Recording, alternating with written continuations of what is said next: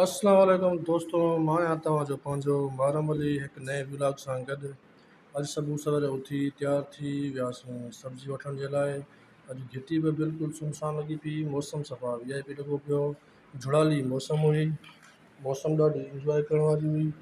दोस्तों, तव्हां खां हिकिड़ी रिक्वेस्ट आहे, मुंहिंजे चैनल खे सब्सक्राइब कयो, लाइक कयो, कमेंट कयो ऐं शेयर कयो। असां पहुतासीं सब्जी वारे वटि। उन खां पहिरियों असां वरितियूंसीं तूरियूं वठण खां पोइ असां हुन खां वरितासीं आलू वठण खां पोइ असां हुन खां वरितियूं प्याज वरितासीं, प्याज टमाटर वरितासीं। सब्जी माशाल्लाह तमामु सस्ती हुई। असां सब्जी जा 3-4 किलो वरितासीं लाॻीतो हिकु दफ़ो ई। सब्जी जा पैसा असां ॾेई करे वरी वियासीं। सब्जी जा पैसा असां ॾेई करे वरी वेंदासीं छाई वठण जे लाइ। सब्जी वारे सां ॾाढी गपशप की। छाई वारे वटि असां पहुतासीं, उते अॻु में ॾाढी रश लॻी पई। गर्मी जे करे माण्हू छाई वठण जे लाइ बीठा हुया। गर्मी में छाई खाइण ॾाढी फ़ाइदेमंद आहे। मां बि पंहिंजे नंबर जो इंतज़ारु पियो कयां, माण्हू बिज़ी लॻा पिया हुया छाई वठण में। मां वरिती पोइ छाई खे मूं हणायो कट, वरी हुनखे मां टेस्ट बि कयो।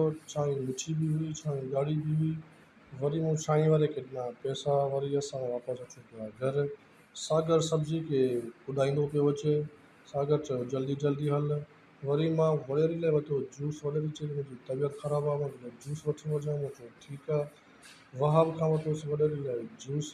पोइ घरु आयासीं त अॻियां ज़ेनू ऐं फरू बीठा हुआ। उहे चवनि पिया असांखे बि पंहिंजे ब्लॉग में ऐड कर।